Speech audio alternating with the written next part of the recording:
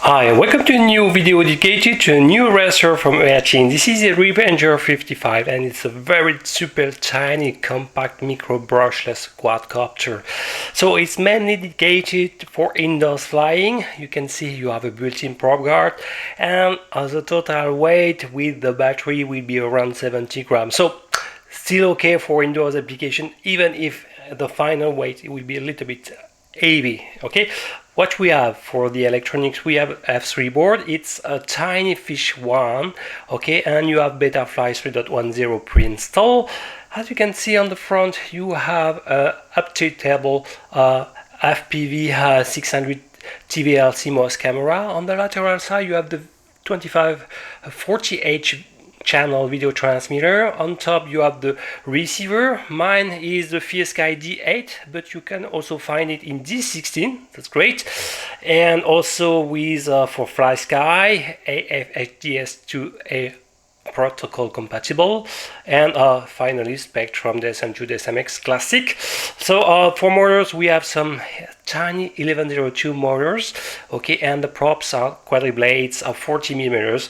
So super tiny. Let's discover and open the bundle. Okay, so let's open it. And what we have, first of all, this instruction manual, pretty in color, and it's superbly done. You can find everything, all characteristics, all information in English, a good English. For example, the second page will describe all the technical characteristics. So as I said previously, 46 grams without the battery. It's a tiny fish cube F3 board, 1102 spinning at 11,500 kV, so only compatible with 2S setup in my point of view.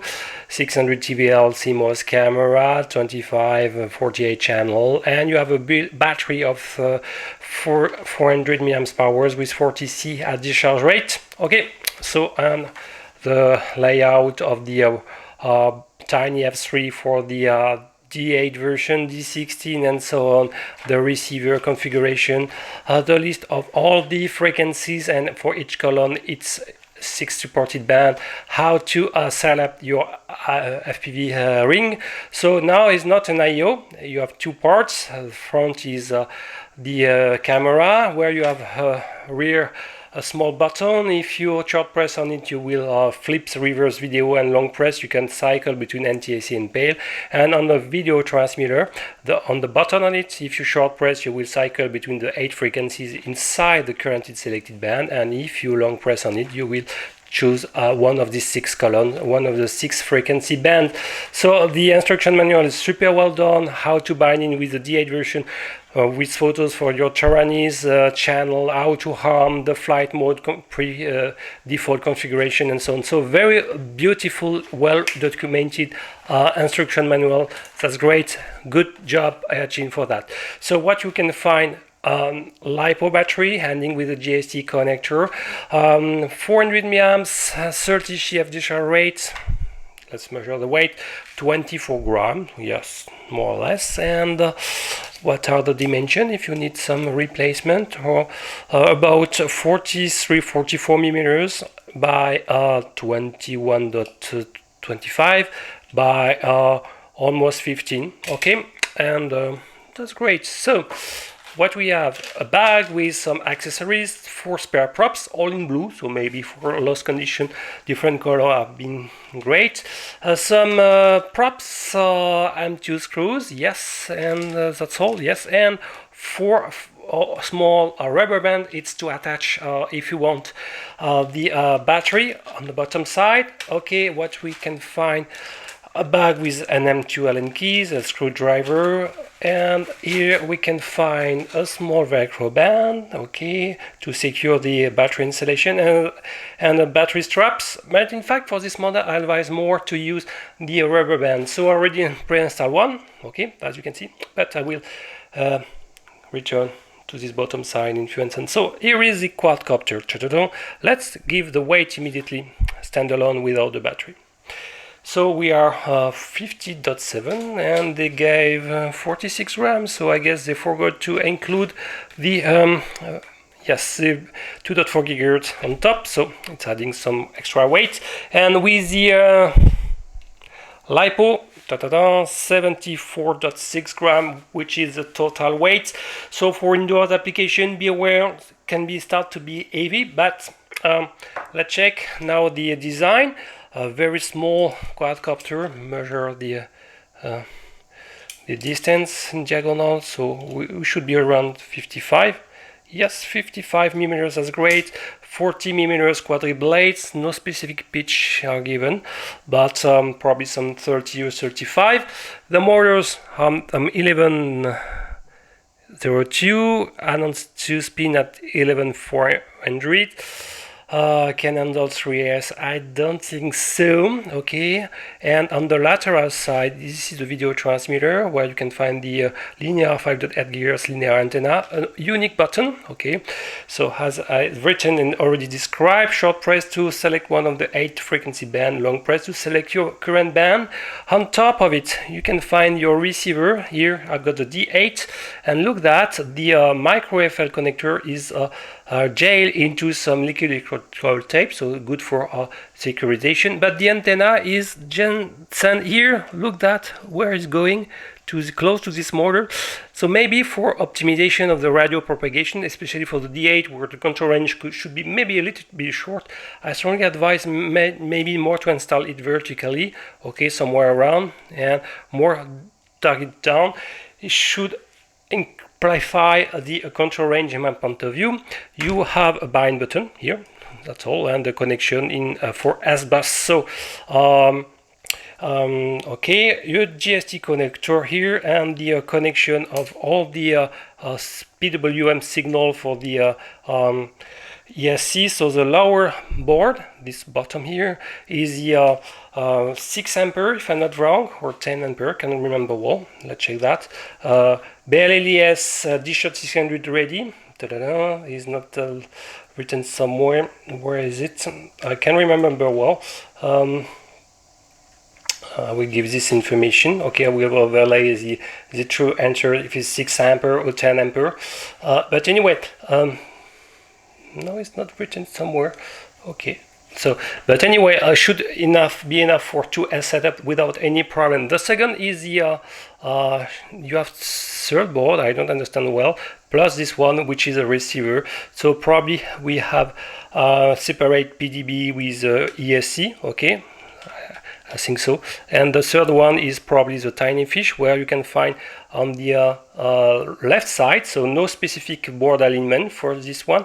You can find the micro USB, very accessible, no problem to plug it, and the buzzer is here, so at least you can find your lost machine into 12 amps without any problem. So no specific board alignment out of the box. We'll see, definitively check that fact in the Betaflight default configuration.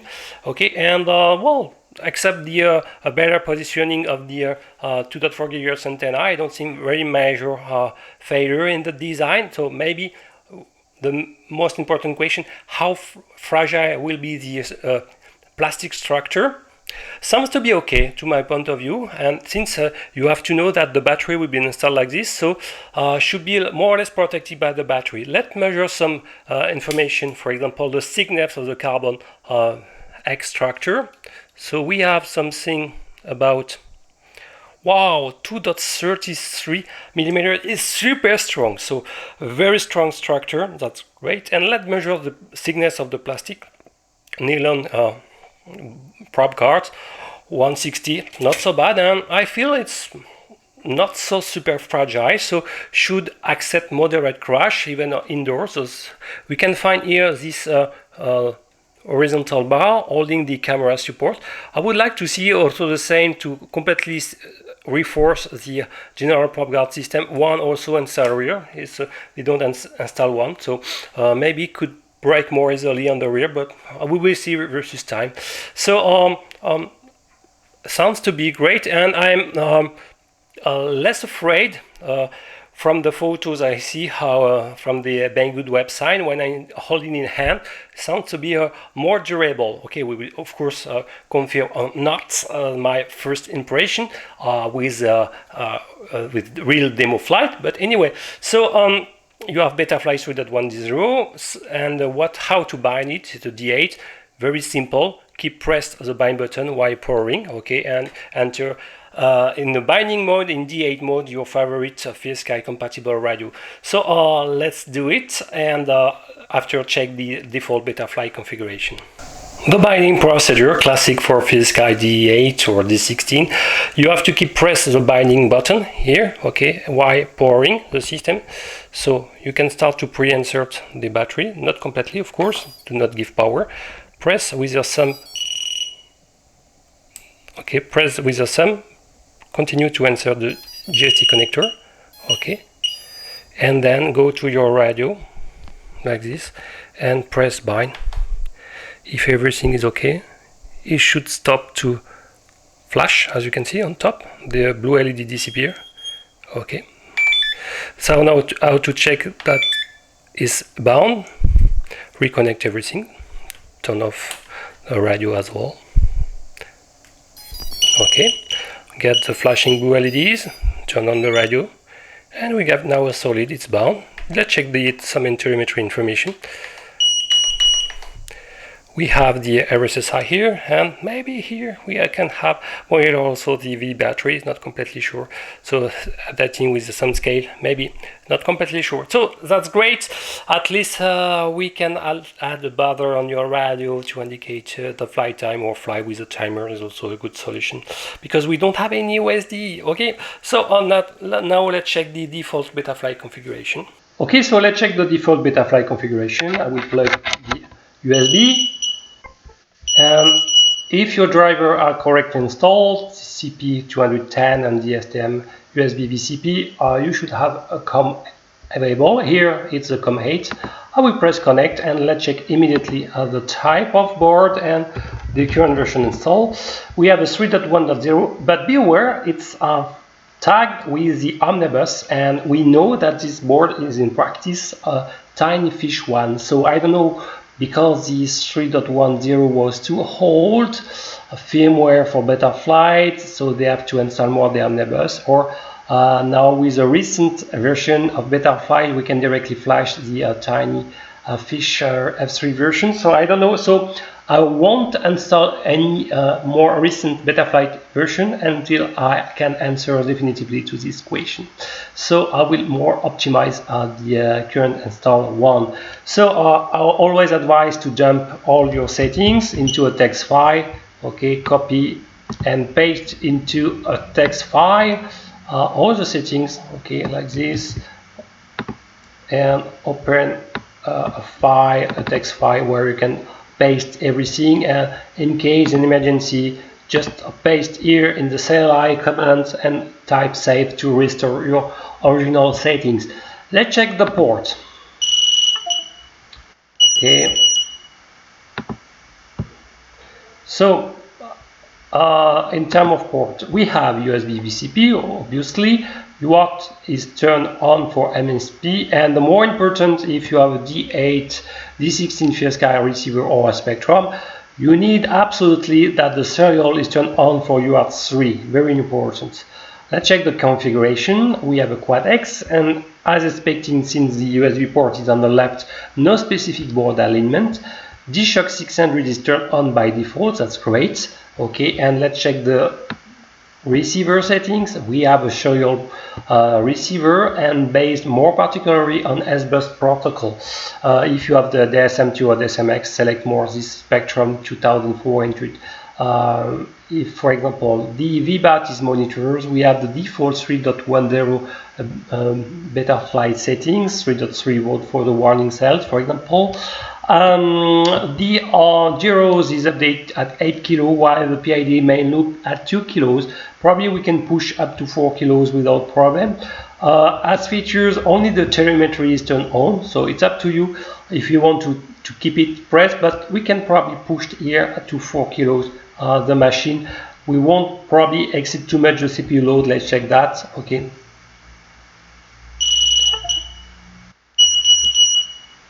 So let's reconnect, and we have only 28%, so not a big jump in terms of CPU usage.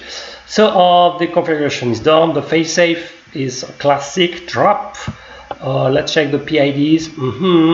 In fact, what I see, it's the beta flight default setting, no specific PID optimization, no specific rate have been done, as well the angle and horizon strength. So we can apply, I can apply my favorite one. So I will increase a little bit more of the settings here to have 800 degrees per second for the pitch and roll. Here I prefer more linear one, okay, and decrease to 34 if I remember well. Okay, I've got something about 600 degrees. I will reduce also the event strength to something about 30, and I am ready to save. Okay, so but I will keep all the default PID settings. Okay, just I change a little bit the rate. Receiver, I will turn on my radio, and good news, the receiver is also powered by the USB. So if you have a Taranis, no problem immediately, since I'm flying with my DAV-AgentX compatible radio. I need to change the channel mapping, starting more with Aeron elevator. Okay, so like this. Look that we output the receiver, output the RSSI channel on the aux5, which is nothing else than 9th channel, but unfortunately we don't have any OSD. So I know now there is a tiny fish F3 board with also built-in OSD, should come very soon now, but unfortunately this Sandy RSSI is useless. I will apply some deadband in any case, okay, or 4. And I can check that all my channels are correctly centered, no problem, between 1000 and okay, and maybe I will need to increase a little bit my scale for the EOS throttle to be sure to exceed the value to harm completely. So let's check the default flight mode. Okay, selected. We have an arming switch, which is aux1, like this. It's arming like this, and it's expecting to have a two-way position for aux1, and the flight mode is aux2, and expecting to encounter a three-way position switch. When this switch is in upper position, we will be in acro, that's all.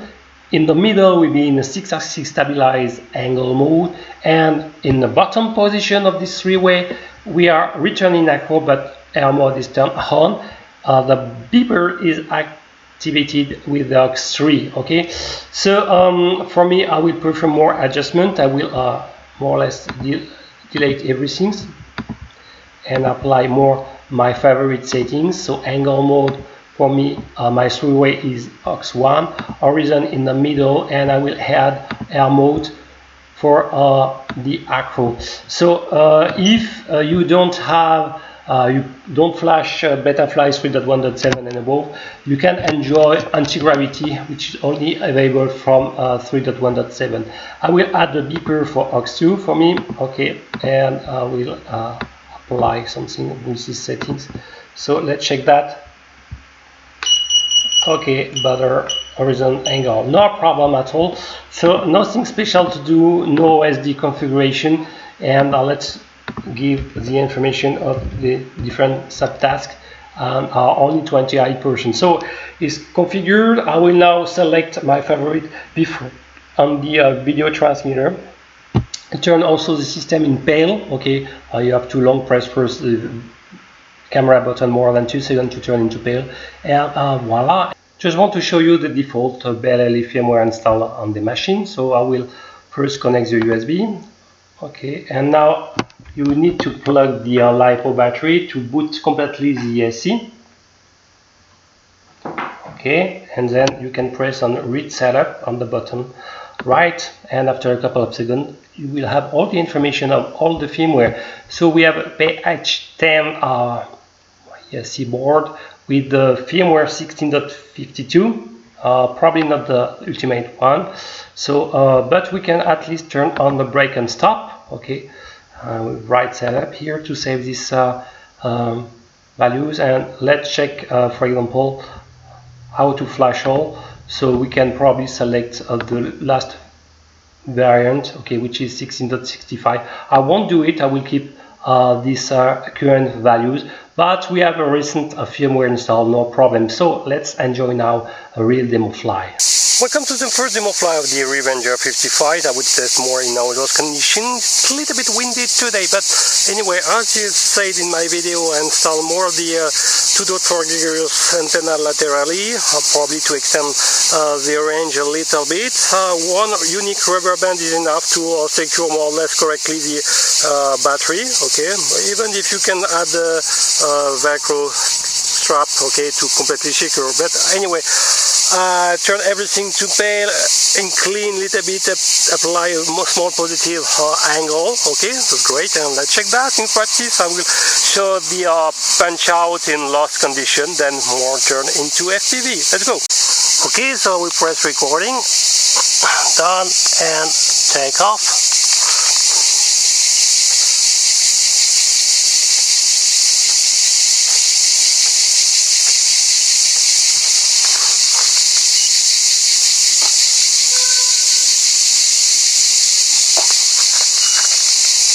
Okay.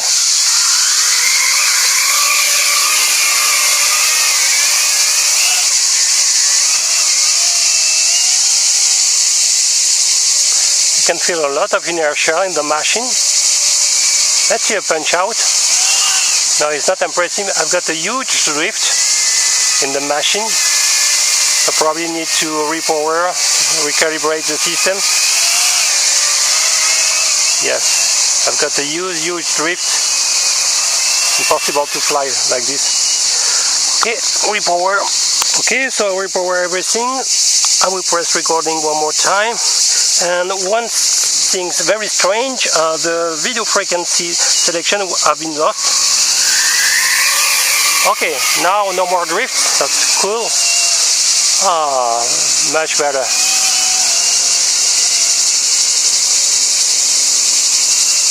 Flying well. No. Punch out are absolute, and it's already buzzing, so the battery duration should be super small. Anyway, let's try to continue in FPV.